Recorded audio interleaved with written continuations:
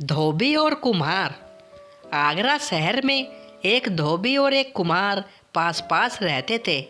एक दिन कुम्हार ने मिट्टी के बहुत सारे बर्तन बनाए। उसने उन बर्तनों को सुखाने के लिए धूप में रख दिया और आराम करने घर के अंदर चला गया। तभी वहाँ दो गधे आए। वे आपस में झगड़ने लगे। इस कारण कुम्हार के सारे बर्तन टूट गए। वह लाठी लेकर बाहर आया। उसने अपनी लाठी को घुमाया और एक गधे पर जोर से मारा। गधा ढेंचू ढेंचू का शोर मचाता हुआ बाहर की ओर भागा।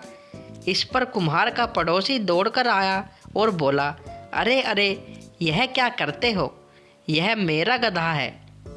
कुम्हार ने नाराज होकर कहा, तो क्या हुआ?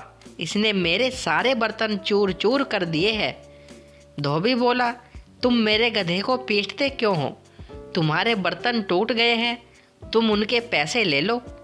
कुम्हार ने सोचा, इस धोबी ने सबके सामने मेरी इज्जत उतार दी। मैं इस बच्चू को ऐसा मजा चखाऊंगा कि यह भी याद करेगा। दूसरे दिन सुबह सुबह कुम्हार बादशाह अकबर के दरबार में पहुंचा। उसने बादशाह को आदाब किया। बोला, जहाँ पना, मैं अदना सा कुम्हार हूँ, आपके शहर में रहता हूँ। अकबर बोले, बताओ तुम्हें क्या परेशानी है?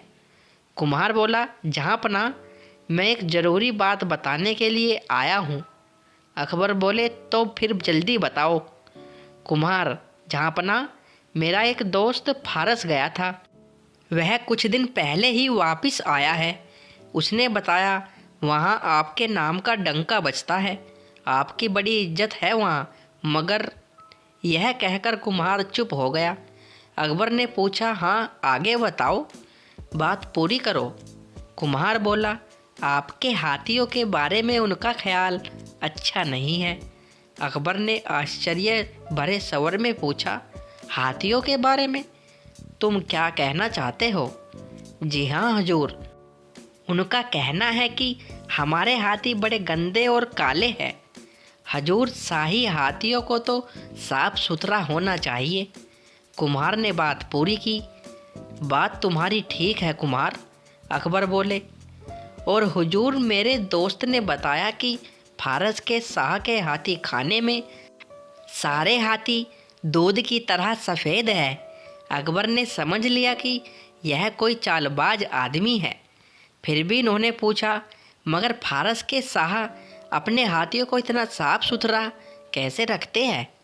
कुम्हार ने उत्तर दिया, सीधी सी बात है हजूर, इस काम के लिए उन्होंने बढ़िया धोबियों की पूरी फौज लगा रखी है, तो हम भी शहर के तमाम धोबियों को इस काम पर लगाए देते हैं। अकबर ने कहा। इस पर कुम्हार बोला, जहाँपना, शहर का एक बेहतरीन धोबी मेरे पड़ोस में रहता है।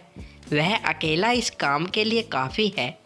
अकबर ने मन ही मन सोचा, तो यह अपने पड़ोसी को फंसाना चाहता है।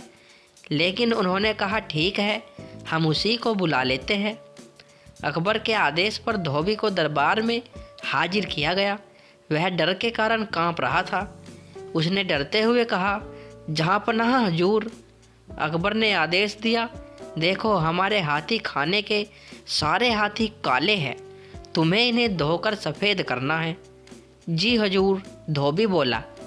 उसके सामने एक हाथी लाया गया। वह सुबह से शाम तक उसे धोता रहा, किंतु काला हाथी सफ़ेद न हो सका। निराश होकर वह अपने घर की ओर चल पड़ा। उसने सोचा, यह सब उस कुम्हार की करतूत है, पर मैं करूं तो क्या करूं? तभी उसे बीरबल आते हुए दिखाई दिए। वह हाथ जोड़कर खड़ा हो गया। बीरबल ने पूछा, क्या हुआ भाई, इस तरह मुंह लटकाए क्यों खड़े हो? कुम्हार ने सारी घटना बताई। बीरबल ने उसकी सारी परेशानी सुनी और उसके कान में कुछ कहा। दूसरे दिन धोबी हाथी खाने में पहुंचा। कुछ देर बाद अकबर भी वहां पहुंच गए।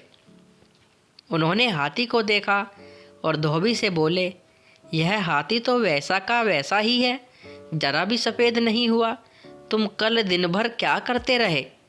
धोबी ने गिड़गिड़ाते हुए कहा, परवरदिगार, बात यह है।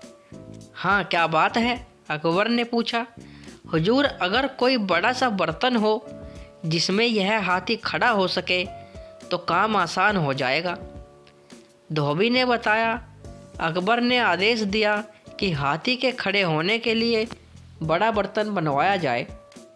बर्तन बनाने का काम उसी कुम्हार को सौंपा गया। एक हफ्ते बाद कुम्हार बर्तन लेकर हाजिर हुआ।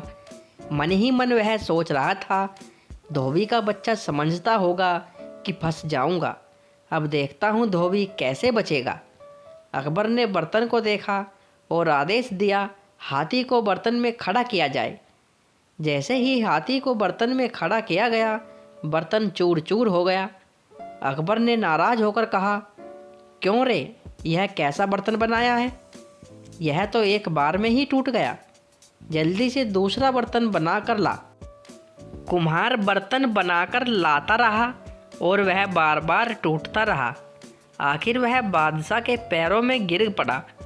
हजूर, मुझे माफ़ करे, मैंने बहुत बड़ी गलती की है। इस पर अकबर ने धोबी से कहा, धोबी, मैं जानता था कि यह तुम्हें फंसाना चाहता है, पर तुमने इसकी चाल का मुंह तोड़ जवाब दिया है। हम तुम्हें इनाम देंगे। धोबी हाथ जोड़कर खड़ा हो गया। उसने कहा, जहाँपनाह, इनाम के असली हकदार तो बीरबल जी है। उन्हीं ने मुझे यह तरकीब सुझाई थी। बादशाह अकबर ने बीरबल की ओर देखा। बीरबल धीमे धीमे मुस्कुरा रहे थे। अकबर बोले, बीरबल, तुम हमारे दरबार के अनमोल रतन हो। तुम गरीबों के रक्षक भी हो। दोस्तों, वीडियो अच्छी लगी हो तो वीडियो लाइक करें। नमस्कार दोस्तों।